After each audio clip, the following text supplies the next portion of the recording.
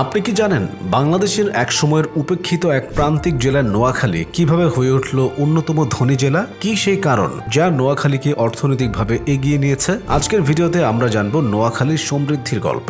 নোয়াখালী বাংলাদেশের দক্ষিণ পূর্বাঞ্চলে অবস্থিত একটি জেলা, যার ইতিহাস বেশ পুরনো। একসময় এই অঞ্চল মেঘনা নদীর তীরবর্তী গ্রাম্য জনপদ ছিল, কিন্তু সময়ের সাথে সাথে এটি একটি বাণিজ্যিক কেন্দ্র হয়ে ওঠে। নোয়াখালীর অর্থনৈতিক উন্নতির অন্যতম প্রধান চালিকা শক্তি হল কৃষি, মৎস্য চাষ ও প্রবাসী আয় বা রেমিটেন্স, আর এই জেলার মানুষের কর্মঠ মনোভাব ও আঞ্চলিক একতা। নোয়াখালী অঞ্চলের উর্বর মাটির কারণে এখানে কৃষি এবং বাণিজ্যিক মৎস্য খামারের ব্যাপক প্রসার ঘটেছে। বিশেষ করে নোয়াখালীর চিংড়ি চাষ আন্তর্জাতিক বাজারে ব্যাপকভাবে সমাদৃত।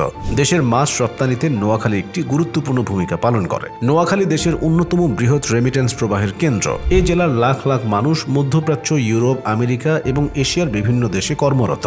তাদের পাঠানো রেমিটেন্স সরাসরি জেলার অর্থনৈতিক প্রবৃদ্ধিতে ভূমিকা রাখছে। বিদেশে কর্মরত প্রবাসীদের আয় দিয়ে জেলার অবকাঠামো, আবাসন, ব্যবসা ও শিক্ষার মান উন্নত হচ্ছে। অনেকে দেশে ফিরে এসে নতুন ব্যবসা গড়ে তুলছেন, যা স্থানীয় অর্থনীতিকে আরও গতিশীল করছে।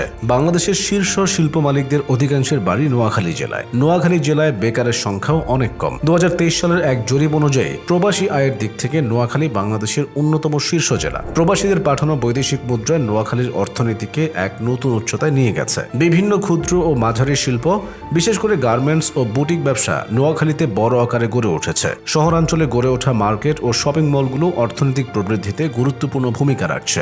সাম্প্রতিক বছরগুলোতে নোয়াখালীতে ব্যাপক অবকাঠামোগত উন্নয়ন হয়েছে। নতুন নতুন সড়ক, ব্রিজ, স্কুল, কলেজ ও হাসপাতাল গড়ে উঠেছে, যা বিনিয়োগ ও ব্যবসায়িক কর্মকাণ্ডকে আরও গতিশীল করেছে। নোয়াখালীর শিক্ষার হার ক্রমাগত বৃদ্ধি পাচ্ছে। নোয়াখালী বিজ্ঞান ও প্রযুক্তি বিশ্ববিদ্যালয়, সরকারি কলেজ এবং অন্যান্য উচ্চশিক্ষা প্রতিষ্ঠান থেকে দক্ষ জনশক্তি তৈরি হচ্ছে। বিশেষ করে প্রযুক্তি ও ব্যবসায় শিক্ষায় আগ্রহী তরুণদের সংখ্যা দিন দিন বাড়ছে।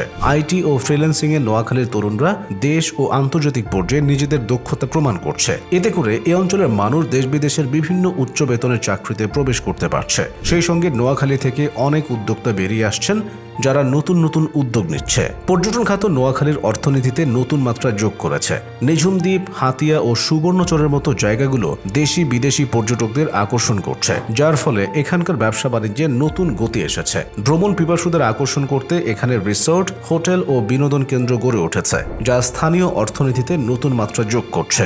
নোয়াখালীর উন্নয়নের আরেকটি কারণ হলো রাজনৈতিক ও সামাজিক স্থিতিশীলতা। বিভিন্ন উন্নয়ন প্রকল্পের বাস্তবায়ন ও শান্তিপূর্ণ পরিবেশ ব্যবসায়ীদের বিনিয়োগে উৎসাহিত করেছে। নোয়াখালী আজ শুধু একটি জেলা নয়, এটি বাংলাদেশের অর্থনৈতিক বিকাশের একটি উজ্জ্বল দৃষ্টান্ত।